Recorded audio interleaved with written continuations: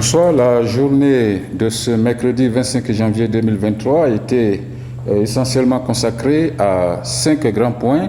Le premier point qui concerne la commission pour le clergé, les séminaires et la pastorale des vocations a parlé de l'harmonisation des étapes d'accompagnement vocationnel dans les diocèses. Vous savez, les jeunes aspirants au sacerdoce sont répartis dans plusieurs diocèses, mais il faut qu'il y ait une politique commune pour les accompagner jusqu'au sacerdoce.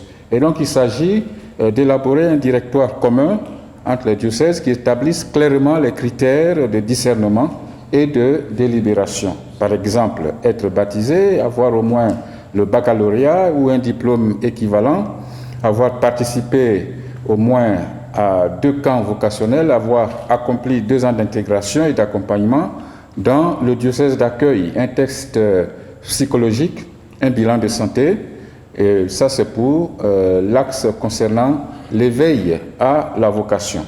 Le deuxième axe concerne justement l'accompagnement et le discernement des vocations sacerdotales.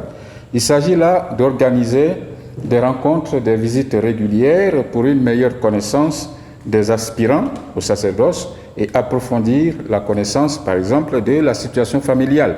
Il faudrait que les évêques, les équipes diocésaines et paroissiales de vocation connaissent bien les familles d'origine des aspirants au sacerdoce, à la vie religieuse. Le troisième axe concerne donc la formation et l'intégration dans le presbytérium. Là, il faut organiser les vacances du candidat au sacerdoce. Faut suivre ces permanences dans les paroisses d'origine, les vacances d'1 mois en famille, parce qu'il faut que le candidat au sacerdoce soit intégré réellement dans sa famille. Il faut un stage canonique, des rencontres avec les parents. Toujours dans ce domaine de la commission pour le clergé, les séminaires et la pastorale des vocations, les évêques ont parlé en ce jour de la disposition pour la collation aux ordres sacrés, le diaconat et le presbytérat en particulier. Il y a des documents administratifs qui sont requis avant l'ordination diaconale ou presbytérale. Il y a également des documents éthiques ou moraux qui proviennent des séminaires, les recteurs des séminaires, les professeurs de séminaires qui doivent fournir des rapports sur chaque candidat au sacerdoce, et donc avant l'ordination diaconale et presbytérale. Mais les évêques ont échangé beaucoup sur la question. Il se trouve que la nonciature apostolique, à travers son chargé d'affaires ad interim, a apporté des éléments complémentaires qu'il faudra donc intégrer à ce que la commission pour les vocations a déjà réfléchi sur place ici. Alors, il faut compléter ce document-là avec les éléments transmis aux évêques ce jour-ci par l'annonciature apostolique. Les évêques ont également parlé, toujours dans le cadre de la commission des séminaires et du clergé, de la nomination d'un nouvel économe à Abadien-Kouté, au séminaire philosophique d'Abadien-Kouté. Il s'agit du père Jean-Michel Gadou-Bécoin. C'est un nom qui a été proposé par le recteur du séminaire parce que les professeurs au séminaire se connaissent entre eux. Ils ont proposé ce nom et donc les évêques ont validé ce nom en ce jour pour être le nouvel économe du séminaire philosophique d'Abadien-Kouté.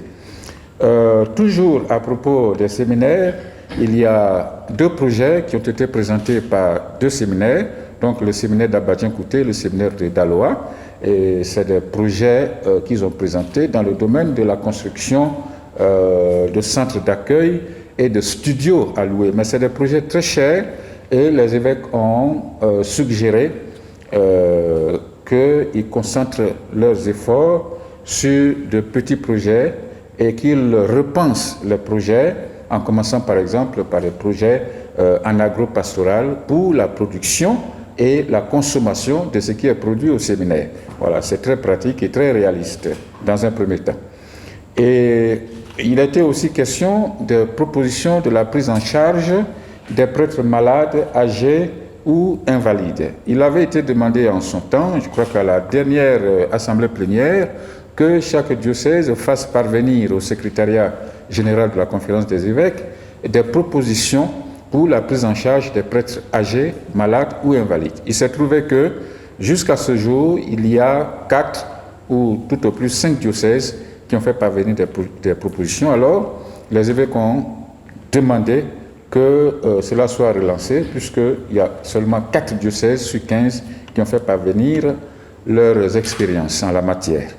Les évêques ont également parlé en ce mercredi 25 janvier de la Commission pour l'éducation catholique. Et là, il s'agissait notamment d'une proposition d'un document de gouvernance de l'association de l'école catholique. Vous savez que depuis un certain temps, en tout cas depuis 2017-2018, l'école catholique a été complètement refondue et il y a désormais ce qu'on appelle l'association de l'école catholique en Côte d'Ivoire.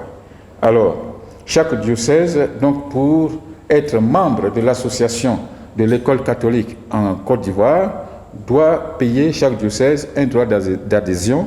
Et la proposition qui a été faite donc dans ce but-là, la proposition est de payer par diocèse 10 millions de francs pour le droit d'adhésion. Et cela, les évêques ont jugé que ce n'est pas trop cher payé, mais ce n'est pas non plus une petite somme pour certains diocèses, et ils ont décidé de payer cela sur 3 ans.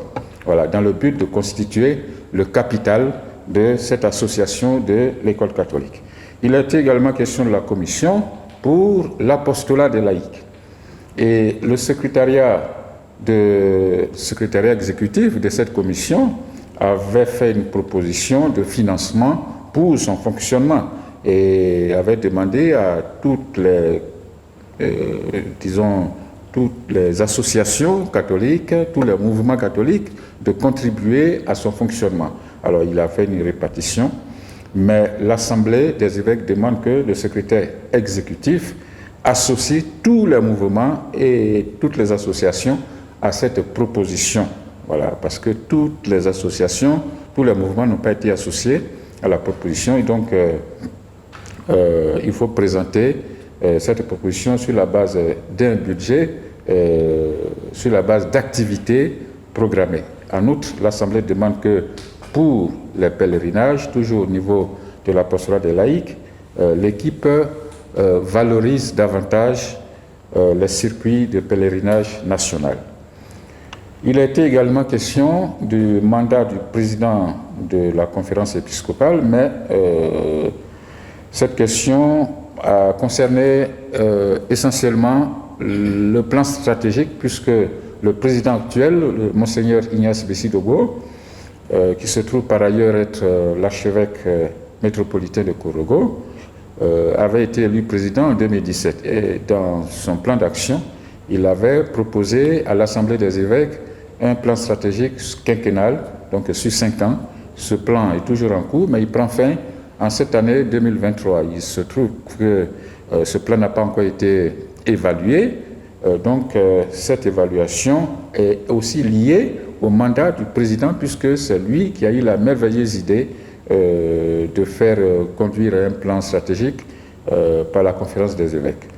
Alors, cette évaluation se fera certainement au mois de mai 2023. Mais les évêques ont tout de même conseillé que cette évaluation du plan stratégique quinquennal se fasse à plusieurs niveaux, au niveau des commissions, au niveau des paroisses, au niveau des diocèses et au niveau même de la conférence épiscopale. Il a été également aujourd'hui question, et c'était là le dernier point de la journée, du rapport du Conseil pour les affaires économiques. Il s'agit notamment du Pail national catholique, du Fonds national catholique, du Fonds de pension des prêtres, de la péréquation nationale des honoraires de messe, et du compte de la conférence épiscopale et du budget prévisionnel 2023 de la conférence épiscopale. En ce qui concerne le Pail national catholique, je ne vais pas entrer dans les détails parce que c'est très technique du point de vue comptable, mais il faut savoir que pour la campagne 2021-2022, la trésorerie présente au 31 décembre 2022 plus de 447 millions de francs CFA en banque et en caisse.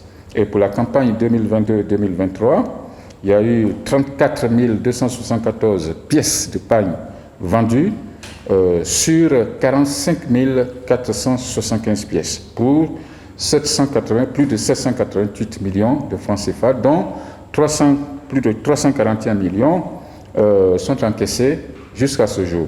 Donc il reste à encaisser un peu plus de 446 millions de francs CFA. Et de ce montant perçu, l'équipe technique va donc poursuivre les travaux d'achèvement du bâtiment qu'on appelle le bâtiment du Pagne national catholique, qui abrite certains bureaux et la résidence des évêques catholiques de Côte d'Ivoire.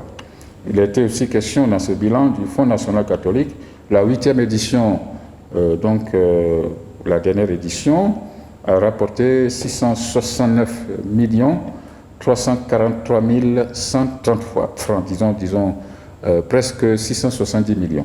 Voilà. Et le fonds de pension pour l'année 2022 engrange plus de 125 millions, dont plus de 70 millions de cotisations des diocèses. Il faut signaler que tous les diocèses ne respectent pas le mode de cotisation, c'est-à-dire que pour le fonds de pension des prêtres, dans chaque diocèse, il y a une cotisation par prêtre de 10 000 francs par mois pour constituer ce fonds de pension. Alors, le patrimoine net au 31 décembre 2022 est d'un peu plus de 1 milliard 504 millions. Voilà. Donc, dont les immobilisations corporelles à hauteur de plus de 98 millions et les créances de la CECI à presque 80 millions. Donc, la trésorerie en banque est de plus de 1 milliard 324 millions. Et pour la péréquation nationale des honoraires de messe, au 31 décembre 2022, les avoirs de la péréquation s'élèvent à un peu plus de 450 millions de francs CFA. Enfin, le compte de la conférence épiscopale.